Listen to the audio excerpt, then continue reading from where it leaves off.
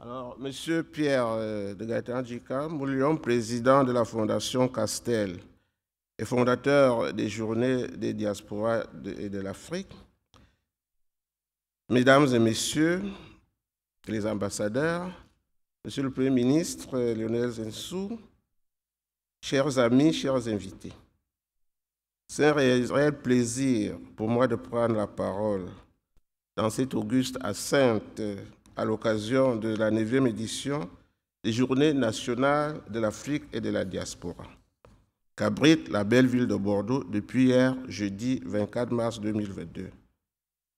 Je remercie le président Njikam pour son invitation et sa volonté manifeste de voir mon pays, le Cameroun, être toujours associé au fora où les peuples se rencontrent pour revisiter leur parcours et permettre aux intelligences et aux bonnes volontés d'esquisser et d'assurer les conditions de coopération, d'une coopération internationale franche, prospère, durable pour le bien de l'humanité tout entière. Je salue vivement ici tous les participants à ces rencontres, élus locaux, entrepreneurs économiques, diplomates et représentants des États, panafricanistes, intellectuels et amis de l'Afrique. Recevez toutes et tous le signe de fraternité, d'amitié et d'encouragement du peuple camerounais. En tant qu'ambassadeur du Cameroun en France, permettez-moi, au nom du président de la République du Cameroun, de vous dire combien nous apprécions l'invitation qui nous a été adressée et l'heureuse opportunité que vous nous donnez de nous adresser à ce parterre de choix composé de panafricanistes, d'amis de l'Afrique et des partenaires du continent. Je me réjouis tout aussi des fructueux liens anciens et riches que le Cameroun et la région bordelaise ont toujours entretenus à travers ces structures universitaires, communales et même de certaines de ces grandes figures tutélaires qu'il trouve ici le témoignage de l'hommage renouvelé du peuple camerounais et de ses hauts dirigeants. Mesdames et messieurs, en effet, les journées de l'Afrique et de la diaspora sont devenues un grand moment d'introspection et de projection, un espace de réflexion et de questionnement sur la mise en perspective pertinente et efficace de l'Afrique dans un monde où la turbulence et les crises multiformes sanitaires, économiques et sociétales sont en train de devenir des paradigmes permanents. Et la formulation de la thématique de nos rencontres en dit long sur les bonnes intentions des organisateurs et leur souci de contribuer de manière significative à un véritable décollage de nos pays. Je cite « vers des partenariats innovants avec l'Afrique ». Fin de citation. Il s'agit ici, en un point douté, d'une énonciation qui sort le continent de vieux clichés d'assistanat et des pourvoyeuses de matières premières ou encore de main-d'œuvre pour le situer à partir d'un relèvement psychologique dans des échanges mutuellement bénéfiques dans lesquels les partenaires se respectent, se valent et œuvrent ensemble en synergie pour la prospérité bien comprise de leur population. En réalité, il s'agit là d'une option irréversible, d'autant plus que l'innovation dont il s'agit, celle où les intelligences se rencontrent pour s'osmoser et garantir une pérennité de la vie, est directement liée à la préservation de notre humanité commune. Oui, il est question d'opérer le développement tous azimuts dans les conditions optimales où la biosphère n'en souffrirait pas dans son intégrité.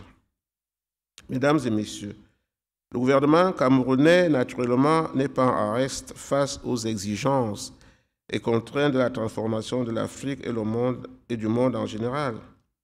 Sous l'impulsion du président, le pays s'est doté d'un outil rationnel de gouvernance baptisé Stratégie nationale de développement 2020-2030, Elle constitue le canevas des orientations stratégiques qui doivent conduire harmonieusement le pays vers l'émergence parce qu'elle dote le pays d'un cadre de référence qui assure la gouvernance et le socle sur lequel repose la transformation structurelle. Ces stratégies opèrent alors une articulation des engagements internes et internationaux du pays au plan économique, social et environnemental. Oui, pour y parvenir, nous sommes pleinement conscients qu'il faut davantage impliquer la jeunesse et tenir compte de la spécificité du genre dans toute la formulation des problématiques liées au développement. En même temps qu'il faut accroître l'impact économique numérique qui est devenu la maîtrise transversale de tout processus d'émancipation des populations. Au niveau de l'ambassade du Cameroun, ici en France, nous nous plaçons résolument derrière la diaspora industrieuse, entrepreneuriale, créative qui ose dans un esprit participatif et patriotique. Dernièrement, les observateurs de la scène socio-politique camerounaise ont pu apprécier les savoirs et savoir-faire de notre diaspora à travers les événements d'envergure comme la Coupe d'Afrique des Nations de football ou du salon de l'entreprise baptisé Promote qui vient de se tenir en janvier et février dernier. Au sein de l'ambassade même, nous avons activé la création d'un bureau destiné à faciliter le traitement des dossiers des membres de notre communauté qui souhaitent investir au Cameroun. Nous les avons accompagnés dans la formulation des projets pour qu'ils profitent, par exemple, du mécanisme mis en place avec l'Agence française de développement baptisé DIAS Invest 237. Au moment de la clôture de la première phase du dit projet en décembre 2021, 70 entrepreneurs issus de la diaspora avaient bénéficié de ces mécanismes avantageux.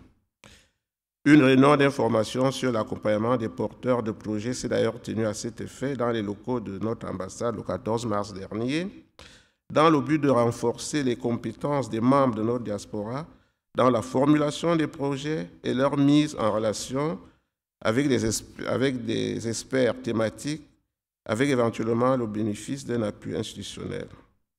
Au niveau du Parlement, c'est-à-dire l'Assemblée nationale et le Sénat, le Cameroun a mis en place le réseau des députés et des sénateurs pour la diaspora et la coopération décentralisée, dont l'action sert à édifier les parlementaires sur les problèmes relatifs à la communauté camerounaise établie à l'étranger et à formuler à l'attention des institutions publiques et privées un attelage structurel, réglementaire et législatif pour mieux capitaliser son potentiel dans les efforts de construction nationale.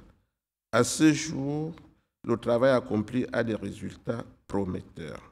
Mesdames et messieurs, nous vivons dans un monde de plus en plus dangereux qui plonge les peuples et les individus dans les craintes et l'effroi et l'angoisse existentielle. Les menaces protéiformes se multiplient et nous mettent face aux défis pressants de l'exigence de solidarité dans l'optique de revisiter et de conforter la coopération internationale et le multilatéralisme. La situation de belligérance aiguë qui se déroule actuellement à l'est de l'Europe entre la Russie et l'Ukraine ne laisse aucun État indifférent. Ainsi, le 28 février 2022, le gouvernement camerounais, fidèle aux principes cardinaux qui ont toujours guidé ses orientations diplomatiques, a tenu à préciser à travers un communiqué que le règlement pacifique des différends entre les États a toujours été l'un des principes fondamentaux de la politique étrangère du Cameroun.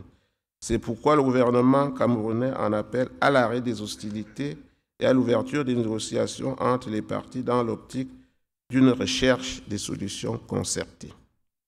Le Cameroun, pupille des Nations Unies, saura toujours assumer sa part de responsabilité dans la recherche des solutions appropriées dans un monde plus apaisé et durable. Vive les journées de l'Afrique et de sa diaspora. Je vous remercie. Merci, Excellence.